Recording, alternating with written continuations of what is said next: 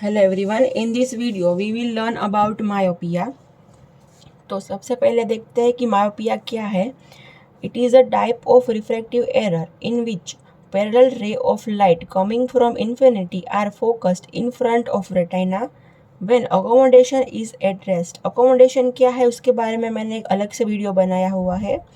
I hope कि आपने वो देखा होगा, नहीं देखा तो देख लीजिए.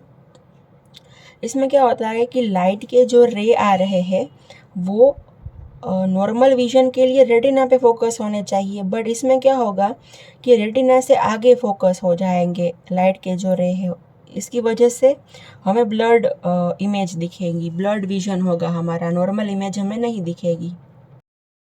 देखिए इसमें क्या है कि जो लाइट के रे आ रहे हैं वो रेटिना पे फोकस नहीं हो रहे हैं, रेटिना के आगे फोकस हो रहे हैं. ठीक है, अब हम देखते हैं मायोपिया का इटियोलॉजिकल क्लासिफिकेशन. तो सबसे पहले है एक्सियल मायोपिया. इसमें क्या होगा कि due to increase anteroposterior length of eyeball. अगर आपने इससे पहले हाइपरमेट्रोपिया पढ़ लिया हो ना तो आपके लिए ये इजी हो जाएगा, क्योंकि इसमें ज़्यादातर चीज़ें ना हाइपरमेट्रोपिया से उल्टी ही है. हाइपरमेट्रोपिया में क्या होता था कि एंटेरोपोस्टीरियर लेंथ आईबॉल की डिक्रीज होती थी, इसमें इंक्रीज हो रही है.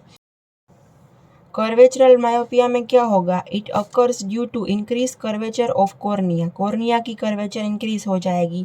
हाइपरमेट्रोपिया में क्या हो रहा था तो कि लेंस और कॉर्निया की जो कर्वेचर है वो फ्लैट हो रही थी. पोजिशनल मायोपिया में क्या है, due to anterior placement of lens in eye. अगर लेंस एंटीरियर आ गया तो मायोपिया होगा, अगर लेंस पोस्टीरियर चला गया किसी वजह से तो क्या होगा, हाइपरमेट्रोपिया होगा. इंडेक्स मायोपिया में क्या है, due to increased reflective index of the lens. Lens की रिफ्लेक्टिव इंडेक्स अगर इंक्रीज हो गई तो देखने को मिलेगा. और लास्ट है myopia due to excessive accommodation. अगर किसी वजह से अकोमोडेशन ज़्यादा हो रहा है तो देखने को मिलेगा मायोपिया. अब हम देखते हैं ग्रेडिंग ऑफ द मायोपिया. तो मायोपिया के 3 ग्रेड है, low, moderate and high. Low myopia किसे बोलते हैं तो कि अगर किसी को 3 डायोप्टर या 3 डायोप्टर से कम है मायोपिया तो उसे बोलते हैं लो. मॉडरेट किसे बोलते हैं, बिटवीन -3 टू -6, ये माइनस ही है. हाइपरमेट्रोपिया के नंबर प्लस में होते हैं, मायोपिया के माइनस में होते हैं. तो अगर किसी को 3 to 6 के बीच में है तो उसे बोलते हैं मॉडरेट मायोपिया. अगर किसी को 6 से ज़्यादा है, मोर देन 6 डायोप्टर है, तो उसे बोलते हैं हाई मायोपिया. ठीक है, low myopia, moderate myopia and high myopia. उसके बाद हम देखते हैं clinical varieties of myopia. Myopia कौन कौन से टाइप का हो सकता है. तो सबसे पहले है कंजेनाइटल, उसके बाद है सिंपल मायोपिया और डेवलपमेंटल मायोपिया. उसके बाद है पैथोलॉजिकल मायोपिया और degenerative myopia.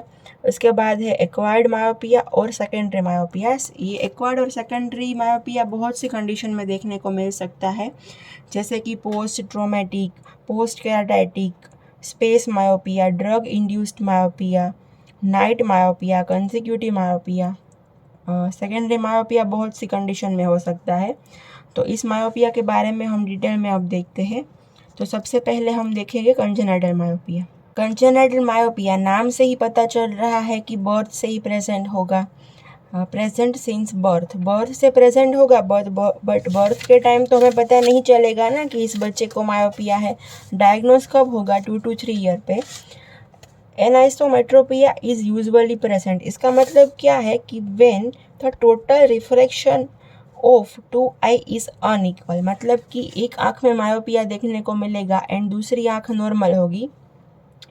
Mostly error is unilateral. मतलब कि ये जो कंजेनाइटल मायोपिया है ये एक आँख में ही देखने को मिलता है, rarely it will be bilateral.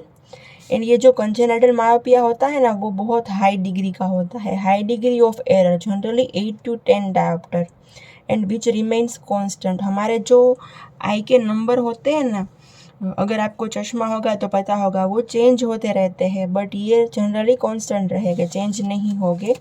इसमें मायोपिया के साथ साथ स्क्विंट भी डेवलप हो सकता है, कन्वर्जेंट स्क्विंट में develop.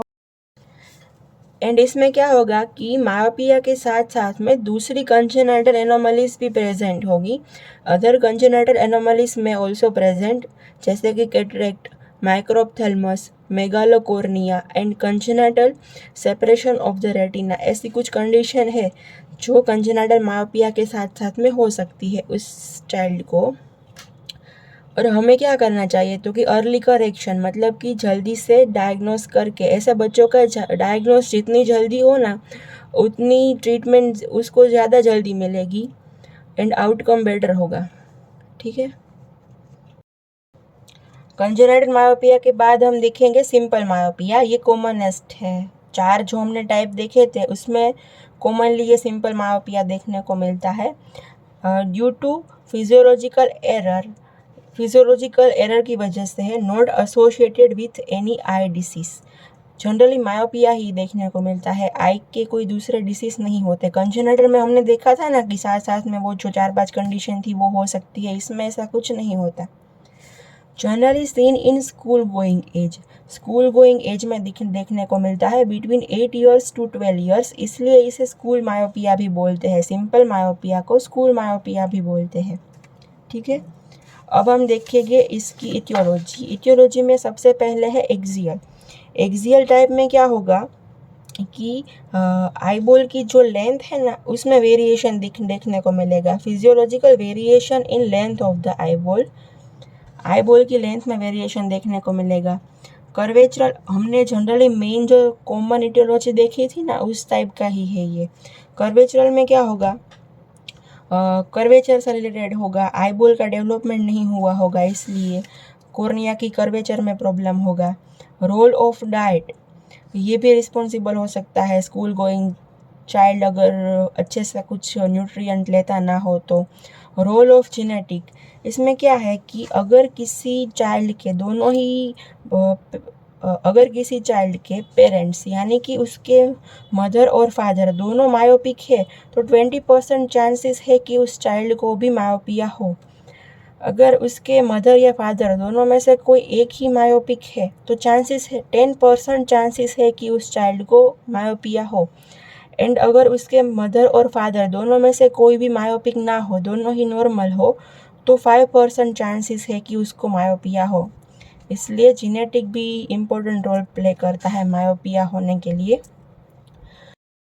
Theory of excessive near work, इसमें क्या है कि अगर कोई चाइल्ड पूरा दिन नज़दीक से टीवी देखता रहता है, अगर वो पूरा दिन मोबाइल में ही रहता है और मोबाइल अपनी आई की बहुत ज़्यादा क्लोज रख रहा है, वीडियो गेम्स खेलता रहता है, नियर वर्क ऐसा कुछ कर रहा है, तो उसके कारण भी मायोपिया हो सकता है। उसके बाद है लिमिटेड आउटडोर एक्टिविटी, बाहर नहीं जा रहा एंड प्रॉपर उसको जो ग्लास दिए हुए हैं, जो उसको स्पेक्टिकल्स हमने प्रिस्क्राइब किए हुए हैं वो नहीं पहन रहा, तो भी हो सकता है मायोपिया की डिग्री बढ़ सकती है। ठीक है।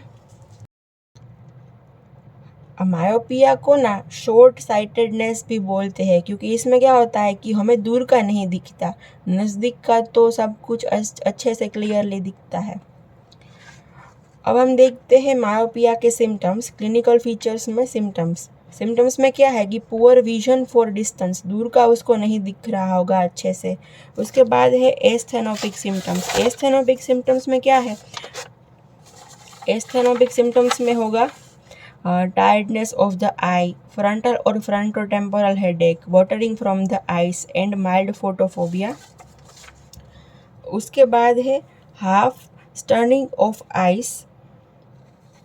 उसके बाद है change in psychological outlook of the under corrected myopic children, अगर किसी चाइल्ड को मायोपिया है और उसको ट्रीट नहीं किया जा रहा तो क्या होगा, तो कि उसका आउटलुक मतलब कि वो कैसा दिख रहा होगा ना वो चेंज हो जाएगा।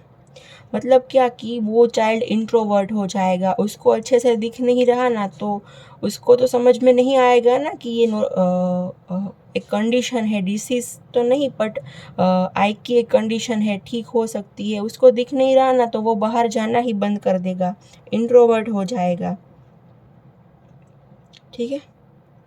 आउटडोर एक्टिविटी करने नहीं चाहेगा, उसकी उम्र के बच्चे बाहर खेलने जा रहे होंगे तो ये नहीं चाहेगा, ऐसा सब हो जाएगा। ठीक है। तो ये थे उसके सिम्टम्स। अब हम देखेंगे साइंस ऑफ द मायोपिया। हमें उस पेशेंट में क्या देखने को मिलेगा, प्रोमिनेंट आई बॉल उसका प्रोमिनेंट होगा। एंटीरियर चेम्बर स्लाइटली डीप होगी। हाइपरमेट्रोपिया में शैलो थी, इसमें डीप होगी। प्यूपिल्स लार्ज होगी। अगर हम ऑप्थेल्मोस्कोपी करें तो फंडस हमें नॉर्मल देखने को मिलेगा। उसके बाद है मैग्नीट्यूड ऑफ रिफ्रैक्टिव एरर। तो मायोपिया ना, ये मायोपिया जनरली 5 to 10 ईयर्स के बीच में देखने को मिलेगा एंड जो डिग्री होगी वो इंक्रीज होती जाएगी। Keep increasing till 18 to 20 years at rate -0.5 to 0.30 every year. 0.5 number उसके इंक्रीज हो गए या डिक्रीज हो गए। इसमें जो एरर देखने को मिलेगी वो जनरली लो टू मॉडरेट होगी एंड वो 6 डायोप्टर से इंक्रीज नहीं होगी नॉर्मली। कंजेनिटल में ऐसा नहीं होता था। कंजेनिटल में 8 डायोप्टर तक मायोपिया हमें देखने को मिल सकता था, बट इसमें जनरली 6 से कम ही रहेगा। इस वीडियो में हमने देखा है कि मायोपिया क्या है, उसका एटियोलॉजिकल क्लासिफिकेशन क्या है, ग्रेड क्या है, उसके क्लिनिकल टाइप क्या है एंड उसके बाद कंजेनिटल मायोपिया के बारे में, स्कूल मायोपिया के बारे में, यानी कि सिंपल मायोपिया के बारे में। अब हमें देखना है एक पैथोलॉजिकल मायोपिया के बारे में, तो इसके बारे में हम नेक्स्ट वीडियो में देखेंगे। नेक्स्ट वीडियो में हम देखेंगे पैथोलॉजिकल मायोपिया क्या है एंड मायोपिया की ट्रीटमेंट क्या है। ठीक है, इस वीडियो में इतना ही। आई होप आपको कंजेनिटल मायोपिया, सिंपल मायोपिया ये सब समझ में आ गया होगा। कोई डाउट है तो आप मुझे कमेंट में पूछ सकते हैं। ठीक है, थैंक यू।